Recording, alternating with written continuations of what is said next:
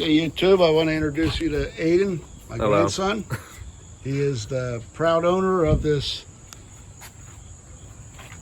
2003 Chevy Impala, 3.4 engine. The LS. LS. You want to take him around and show him? Yeah, sure. Explain things to him? Yeah, it's a beige color, I guess. I would say gold. Yeah, gold, beige. Pretty close. Some of the trim is missing, but tires are nice. Interior is nice. It's clean. There's the back. Sound excited, man. Couple. Oh, we gotta go do this. Go pop your hood. And with this car originally being from New Jersey, no rust on it? Yeah, how about that? Well, there is some A little bit. underneath or on the corners here, but it's to be expected. Yeah, there's no good thing. Yeah, I can't do it with one hand. Oh! Stays Okay. up automatically? Yeah. We got the 3.4. Oh yeah, got good hood shocks on it. Mine doesn't do that. Where we, I gotta go okay, to the now bar. when we test drove this car, it ran fairly good. The brakes worked great. Everything worked great on it. But we did have like a sluggish issue on it. I'm going to take it out for a quick drive again just to see how it feels. Aiden explained that I guess the check engine light went on and then went back off. It's on Ready? again. It's on again. Good. I'm hoping I have my code reader. But I want to see if it still feels sluggish or if it's gotten any better. But he seems to think it had gotten better after the light went on and off a few times. Now I'm thinking it may have just been a steel gas issue. But I'm going to take it out and see how it feels myself, and then we're going to change out the plugs and wires on it today. Your engine bay is clean. Going to run some seafoam through it. For being 19 years old, a clean engine bay. Had to go with the seafoam because Walmart didn't have the Barrowmans, which is a lot cheaper than seafoam, but the same thing. Where are you putting the seafoam at? You got to find a vacuum port off of your brake booster. Yep, you tuck that down in your can of seafoam, and it's going to suck it right into your exhaust, into your intake. Blow it right through your injectors. Try to clean out your injectors, and it's also going to. Boy, that sucker's hot too. That's going to be fun to work on. I can feel the heat coming off of it. But these three will be easy right here. It's the three in the back that are always fun. So, but yeah, seems like a pretty clean car for the price And the year. and the year. It's older than he is. Yep. That is true. Okay.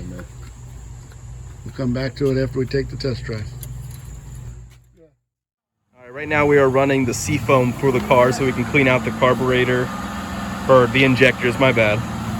So right now we're going to run the seafoam again. There we go. You can see the seafoam working its way through, cleaning out the car or the injectors.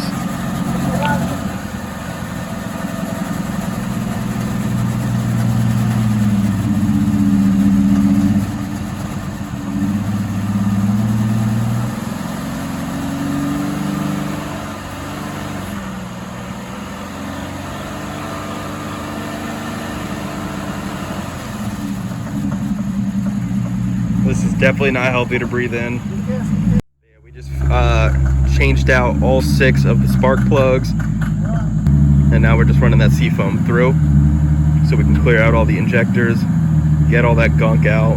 You know, again, the car is 19 years old, so we're just trying to clean it up, get it to run as smooth as possible. For what it is, 19 years old, this car is in immaculate condition. Inside is just like, it looks like on the inside it looks like it was stormed in a time capsule. It is so clean. Outside has some dings and dents, but you know, it is what it is for being 19 years old, and for what we paid for it.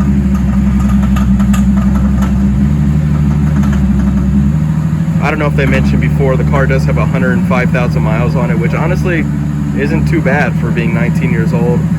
Right now we're dealing with the sluggish acceleration with this car, which honestly, when you look into Impalas, especially from the 2000 to 2006s,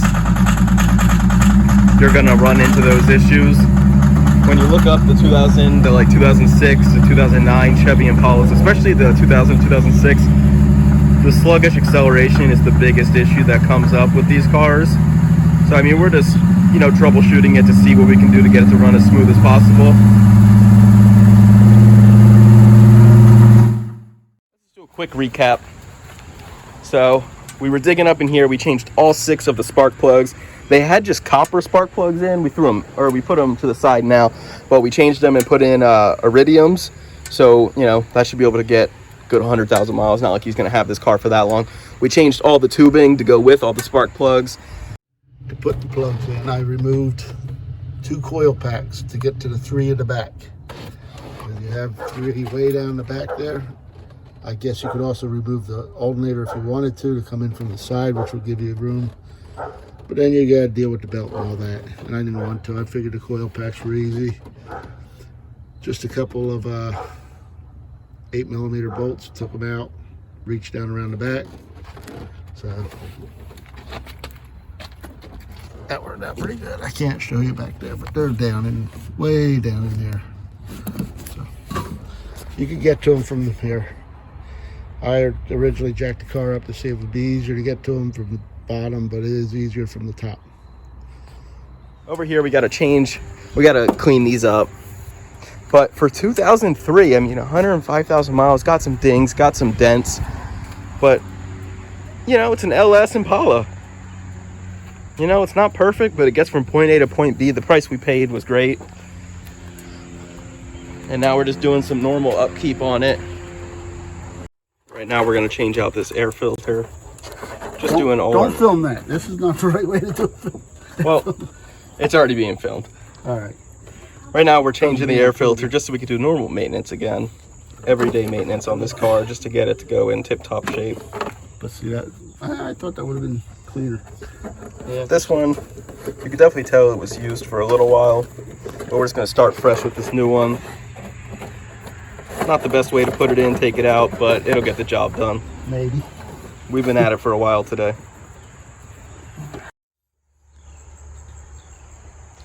Gotta take a second in between taking that air filter out and putting the new one in. Just appreciate the scenery.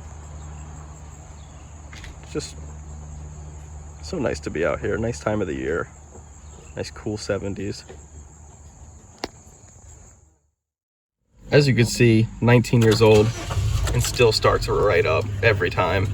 Over here on the right of the dash cluster, you can see that the check engine light is on. So tomorrow, Aiden is going to stop at the local AutoZone and he's going to get them to read, because we do not have the reader with us right now. And we're going to figure out what that code is, and we will let everyone know tomorrow.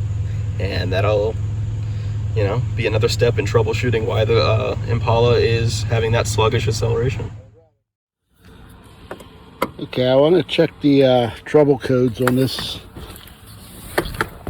I want to check the trouble codes on this car because, as you can see, we have a check engine light on. Now, they had checked the trouble codes at, I believe it was Advanced Auto, and the codes he got from them was a 300, P0300, and P0404, if I remember correctly. Which the 300 is a random misfire, and the 404 is a EGR valve. But I want to put my own meter on it here. My own ODB2 reader, which I believe I bought this at an Advanced Auto. I've had it for a while, but all it can do is actually read the codes, and it can also turn the codes off. But I want to see what they are. And since he had the codes read, we had no, we didn't. We put spark plugs and wires in it, and that's all we've done so far. I believe that was actually before we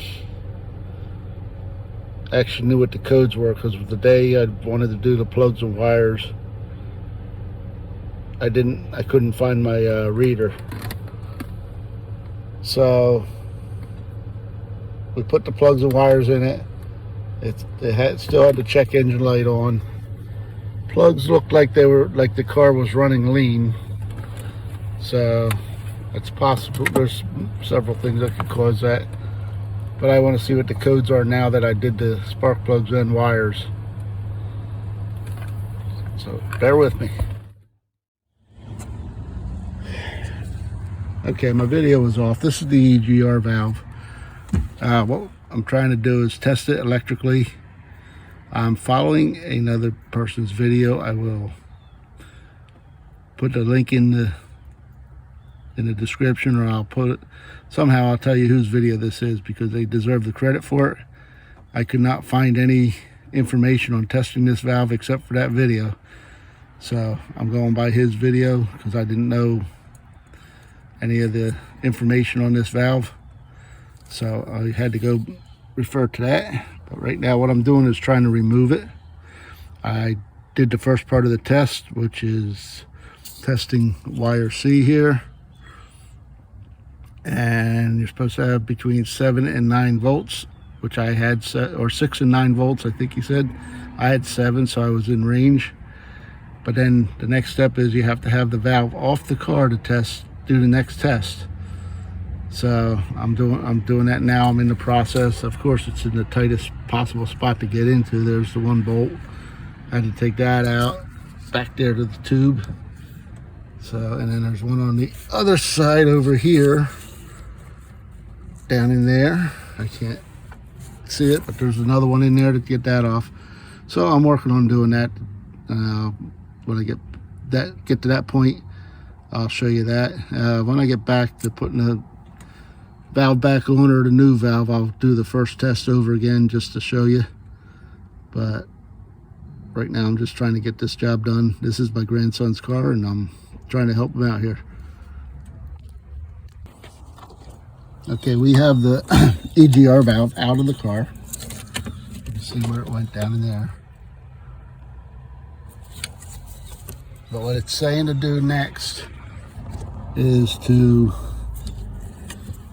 says that you have to press the pinto on this one, which is going to be hard to do because it's way up in that hole. The one that he's showing is he can push from the bottom. So I don't know if I'm going to be able to actually do this, but it's saying the maximum voltage should be 4.5. I'm going to just go ahead and do it. I can't hold everything at one time, so I'm going to have to go with that. So I'm going to try that. He did not say which wire he was on either, which I'm going to assume it's the same one, C, and see what the voltage reads, and go and see what that is. And I'm going to do that, and I'm going to go with the same wire and see what my voltage reads. What I'm seeing on this though is I'm starting to think this is a bad, because it is pretty carboned up inside there. Not that side, but on this side where the actual exhaust gas would be going in, looks pretty carboned up, but I can't really get you in there to show you. See if I can get my light on. Yeah, it's hard for you to see from here. It looks a little carboned up in there. It may be sticking a little bit in there, so we'll see. All right, guys, unfortunately I cannot push the pinto up in there, so there's no way I can really test this. I'm just going to have to replace it and see if it gives me anything different, and hopefully that helps with the misfire too. So that's all I can do for now. So okay, guys, we got the new EGR valve in. I test drove it. It didn't drive good at all. It was better. I suspected that it wasn't going to be the fix-all. I was assuming that the code that we were getting, 404, P0404, which is an EGR valve, was actually something causing the EGR valve to read faulty. I didn't like the test I got, but it was inconclusive. So I chose just to put the EGR valve in to know that I got a good one in the car. my next step is I'm going to change the fuel filter. What I did notice when I test drove it is it seems to run fairly decent when it's cold when I first start off, but as it gets warmer, it gets worse. And I think I just found a vacuum leak here too. Possibly, yep. Okay, I also just found a plug here that's cracked.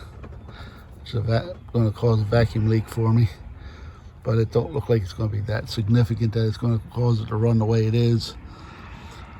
I have been looking for vacuum leaks on it. One of the things I need to do is I need to get some brake cleaner and just kind of spray around and see if I hear any changes in the RPMs.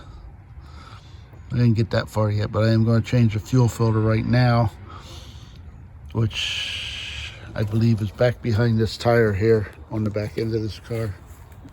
I'm going to change the fuel filter. We're going to test drive it, see if we get any difference. Again, I'm not really highly optimistic of the fuel filter being the problem, but it's part of the maintenance anyway. So, and the car's got 105,000 miles on it now. So if it hasn't been done yet, it's time to do it. All right, here's your fuel filter, just in front of the drive tire.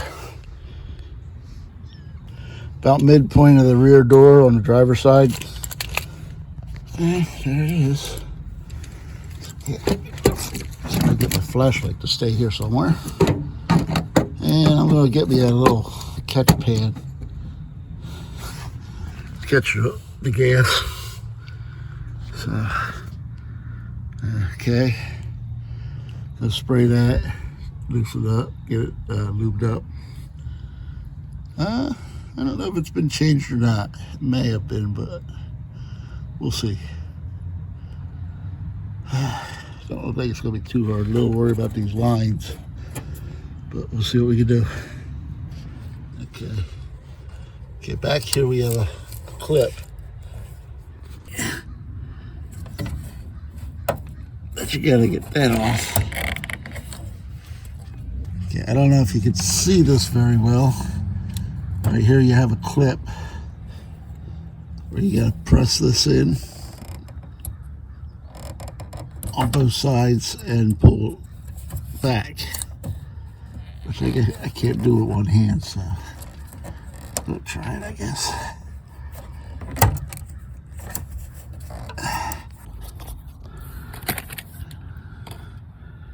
Okay guys, I got the filter down. There it is, hanging there, draining a little bit. I could not get the this flare nut. I could not get this flared nut to turn on the thing, so I had to spin the filter itself. But that's fine. I'm just going to leave it that way. I'm just going to spin the new one back on. But this clip here has to come off. You just squeeze these two together. I can't do it like I said before. Take it off that way. That should slip right off. So I'm going to go ahead and do that. All right. There's the new filter there. You have to put this little clip on. It's just laying in the box, but that goes back on. That just snaps back into that plastic line. And I'm just going to turn this all back on and put it back up that way. Then we're going to test drive the car and see what happens. Okay. All right. What I am trying to accomplish here is I'm trying to loosen up this exhaust to let it flow easier. And I don't know if I can get you up on there. Right up in there. I'm trying to get that nut loose. I've been soaking it for a couple days with WD-40. Now I'm going to hit it with some PB Blaster. Okay. Because the WD-40 is not breaking it loose. It did get the other side loose on this. On the other side. I don't know if you can see that one. Nah, I can't get you on that one. But it's not cooperating with me very well. So we're going to hit it. We're going to hit it with some PB Blaster. let it soak for a couple hours to a day and see how she goes from there. Okay guys, this Impala, I finally got the exhaust loose. It's really loud, but she runs pretty good. Got plenty of power. So I'm convinced it's a catalytic converter. And we're going to take it back home, pull this exhaust off, and check out this converter and see what's going on.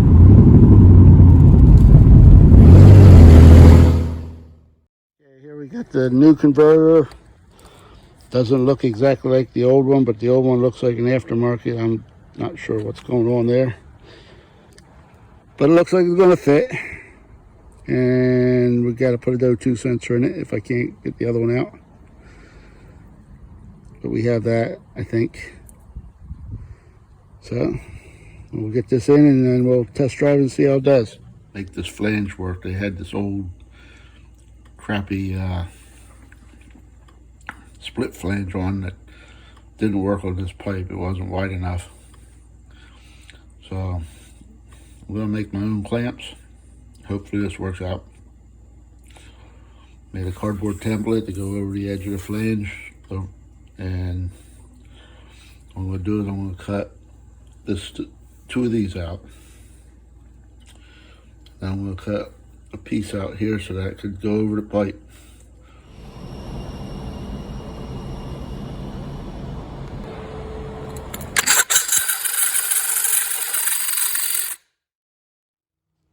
Okay, here's the finished product for the split clamp that I made.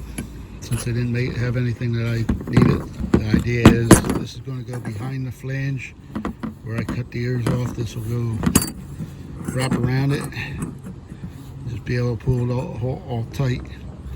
And I needed two of them so it can't slip off the pipe either way. So we're going to go put it under there. I'll show you under the car what we got.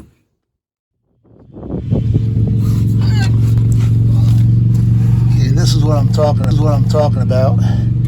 They have this split clamp on here because the bolts to this was all they were still in there. It was rusted in there solid. I couldn't knock them out. I cut the ears off of this, and this does not match up to the flange on the other end of the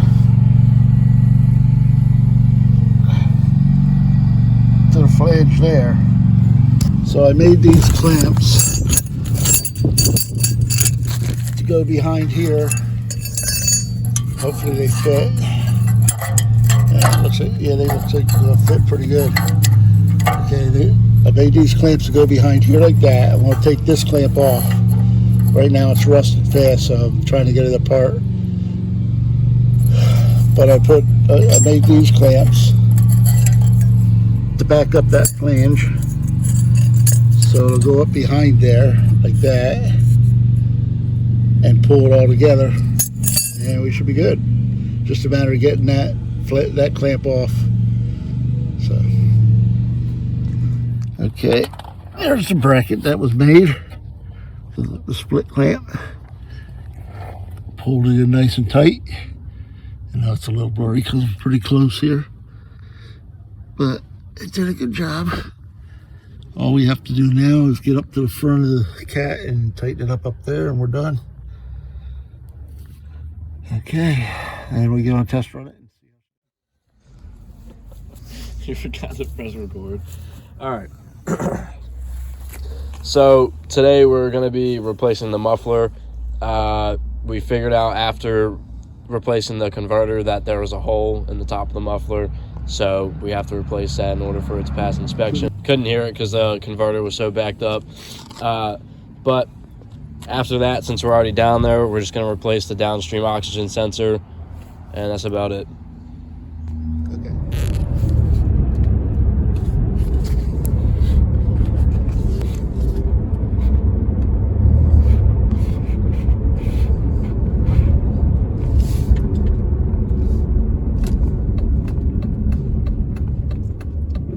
Okay, we got the catalytic converter on the Impala. It's running great, running good and strong, plenty of power.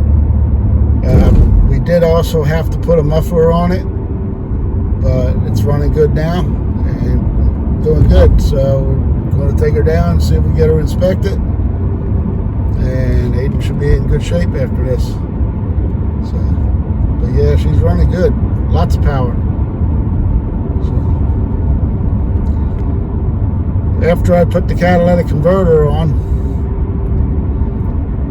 I found out that there was a hole in the muffler. We didn't hear it as well prior to the catalytic converter because probably not enough pressure coming out to hear it. So we changed that to cat and the muffler also. Let's see what we can do here.